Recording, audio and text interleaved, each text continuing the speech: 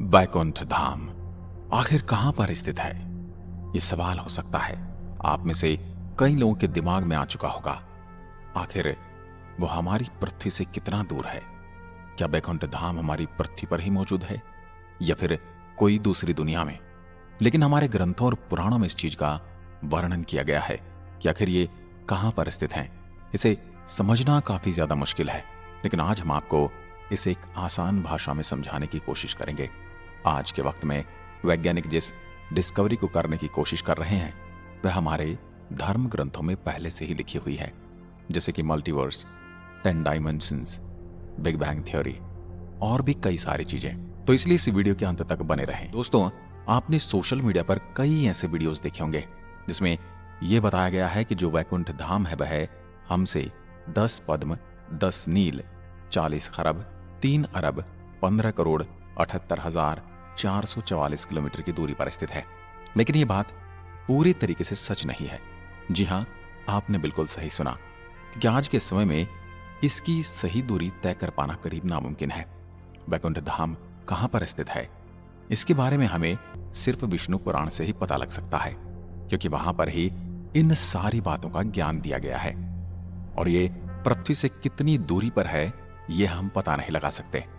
इसका कारण ये भी है कि विष्णु पुराण में वैकुंठ को भौतिक नहीं कहा गया है, जबकि कई श्लोक पूरे नहीं मिलते, जिनका कारण है समय।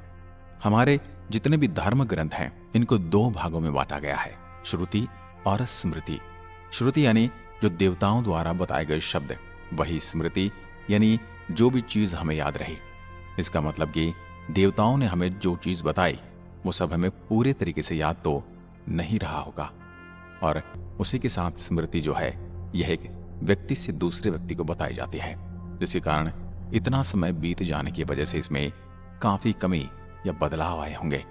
कई श्लोक हैं जो कि समय के साथ समय के सागर में खो गए, और पुराण भी स्मृति में ही आते हैं जो पीढ़ी दर पीढ़ी सुनाया जाता रहा। इसी कारण इनमें त्रुटियां आना आम बात है। इसलिए मैंने कहा था कि आज के समय में इसकी दूरी तय कर पाना नामुमकिन है। और आपने हमेशा सुना होगा कि वेदों और उपनिषदों को पुराण से ज्यादा मान्यता दी जाती है, क्योंकि ये श्रुति है, स्मृति नहीं। तो चलिए उससे वैकुंठ को जानने की कोशिश करते हैं। तो सबसे पहले वैज्ञानिक नजर से देखते हैं। हम जानते हैं कि हमारा ब्रह्मांड फैल रहा है और इसके 2 भागों में से बांटा जाता है।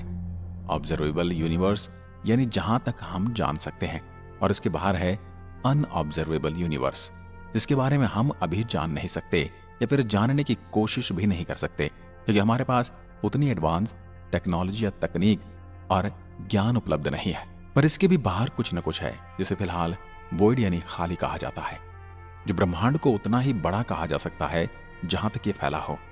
और इसी वजह से हमारी जो भी टाइम और स्पेस को लेकर थ्योरी है वो फिजिक्स के नियम है, जो कि अटूट माने जाते हैं। वैसे बस यहीं तक काम कर सकते हैं। Observable universe 45.6 billion light year की दूरी पर है। विज्ञान की भाषा में जाने तो फिलहाल यहीं तक ही स्पेस है, तो समय की गिनती भी बस यहीं तक संभव हो सकती है। तो हम आगे जा भी नहीं सकते।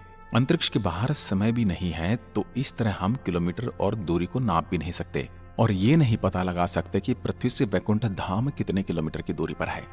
वैकुंठ धाम कहां पर है, इसके बारे में जानने के लिए हमें डायमेंशंस की सहायता लेनी होगी, यानी कि आयाम की। हमारा यूनिवर्स 3 डायमेंशनल है, क्योंकि हम तीनों डायमेंशन को अपने मन मुताबिक कंट्रोल कर सकते हैं। लेकिन हम रहते 4th डायमेंशन में हैं, जो है समय, जिसे हम कंट्रोल नहीं कर सकते। इसके आगे समझने के लिए मल्टीवर्स कॉन्सेप्ट में जाना पड़ता है, यानी कि 5th डायमेंशन, जहां हमारे ब्रह्मांड जैसे और भी कई ब्रह्मांड हैं, जिनकी जानकारी वेदों में दी गई है, पुराणों में भी। और अब इस चीज को धीरे धीरे वैज्ञानिक भी मान रहे हैं कि सच में 5वां डायमेंशन है, लेकिन आसान शब्दों में इसका वर्णन नहीं मिलता।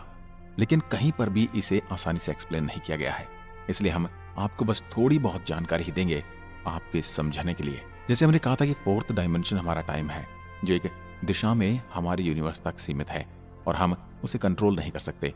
लेकिन 5वें आयाम में हमारे ब्रह्मांड जैसे कई ब्रह्मांड है, जहां टाइम भी दोनों दिशाओं में चलता है, यानी आगे भी और पीछे भी। इसी कारण इसे ब्रह्म लोक कहा जाता है, जहां पर आप किलोमीटर की भौतिक दूरी से नहीं जा सकते, क्योंकि हमारी भौतिक मशीन और तकनीक ऑब्जर्वेबल यूनिवर्स तक ही सीमित है। और अगर जाने की कोशिश भी की जाएगी तो हम यहाँ पहुंचकर उसे करोड़ों अरबों साल पहले ही हमारी मौत हो जाएगी, क्योंकि ये बहुत ही ज्यादा दूर है।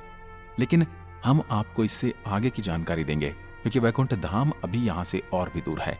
छठा आयाम ब्रह्मलोक से भी ऊपर है, जहां पर भगवान विष्णु के कई रूप निवास करते हैं, जैसे महाविष्णु, गर्भोदक्षयी विष्णु और श्री दौक्षयी विष्णु। यहीं से भौतिक संसार और तत्व ऊर्जा का निर्माण होता है। ये कोई भौतिक स्थान नहीं बल्कि पर ब्रह्म से ऊपर का स्थान है, जहां से ब्रह्मांड का निर्माण होता है। इस आयाम में हर चीज को निर्मित किया जाता है। इसी कारण ब्रह्म को विष्णु नाभि से बना हुआ माना जाता है। इसके ऊपर है ब्रह्म ज्योति या कहें ज्ञान स्रोत। महान ऋषि मुनि योग ज्ञान से इसी आयाम में आत्मा को जोड़ते हैं। इसके बाद ही मोक्ष का द्वार खुलता है। माना जाता है कि यहाँ पर हर वक्त एक ज्ञान मौजूद है। भूतकाल, वर्तमान काल, भविष्य काल, ये सारी चीज हैं। यहाँ पर जाने से पता लग जाती हैं।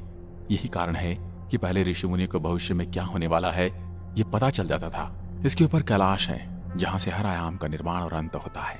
इसी आयाम में भगवान शिव निवास करते हैं। उसके ऊपर मौजूद है वैकुंठ, जिसे नव आयाम भी कहा जाता है। यही पूर्ण नारायण निवास है। आत्मा का मोक्ष को पाना अर्थात इसी आयाम में लीन हो जाना। भौतिकी की शुरुआत भी यहीं से होती है। इस आयाम को कोई भी दूरी में नहीं नाप सकता। यही वह जगह है जिसे वैकुंठ धाम कहा जाता है, और हर जीव का यही मकसद होता है कि वह इस जीवन और मरण के बंधन से खुद को मुक्त कर और वहां मोक्ष पाकर जा सके। और जो भी व्यक्ति मोक्ष पा लेता है वह कहीं और नहीं बल्कि वैकुंठ धाम में ही जाता है, बल्कि आपकी ऊर्जा, आपकी आत्मा पहुंचती है और यहीं से आपकी शुरुआत होती है।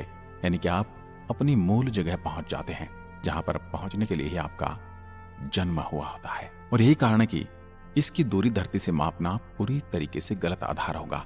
लेकिन दोस्तों, अपनी हर जगह पर 10 आयाम के बारे में सुना होगा। तो 10वें आयाम में है वो जिन्हें निराकार ईश्वर कहा जाता है। हम उसे सदाशिव, सत्य, महाविष्णु, शक्ति और कई नामों से जानते हैं। उनका रंग रूप आकार नहीं है। यहीं से पूरे यूनिवर्स की शुरुआत होती है। यहाँ का माहौल कैसा है इसके बारे में तो हम कल्पना भी नहीं कर सकते। कैसा रूप मौजूद है यह सोचना भी हमारे दिमाग के परे है। श्री कृष्ण ने अर्जुन को यही रूप दिखाया था। इसके लिए अर्जुन को दिव्य दृष्टि दी गई थी, वरना अर्जुन ने जैसे महान व्यक्ति भी से देखना बर्दाश्त नहीं कर पाए। और कई लोग वैकुंठ धाम की दूरी जो निकालते हैं वह ध्रुव तारे की दूरी निकालते हैं, लेकिन इसमें है मल्टीवर्स और डायमेंशन के कॉन्सेप्ट को ऐड नहीं करते। और इसके बिना सत्य नहीं जाना जा सकता, क्योंकि ये सारे लोग हमारे आयाम में हैं ही नहीं। वैकुंठ धाम तक पहुंचने के लिए हमारे पास बस एक ही तरीका है, और वह है मोक्ष को पाना। क्योंकि हमारी तकनीक शायद ही कभी इतनी उन्नत हो पाएगी कि 9th डायमेंशन तो दूर की बात है, 6ठे आयाम तक पहुंच सके। और इस बात में भी कोई शक नहीं कि जरूर हमारे पुराणों में कभी बताया गया होगा कि कितनी दूर है, लेकिन समय की वजह से अब हम इसे नहीं जान सकते। अब आपको इसके ऊपर क्या मानना है हमें कमेंट करके जरूर लिखें। आपकी राय जरूर दें और हमारे चैनल को सब्सक्राइब जरूर करें।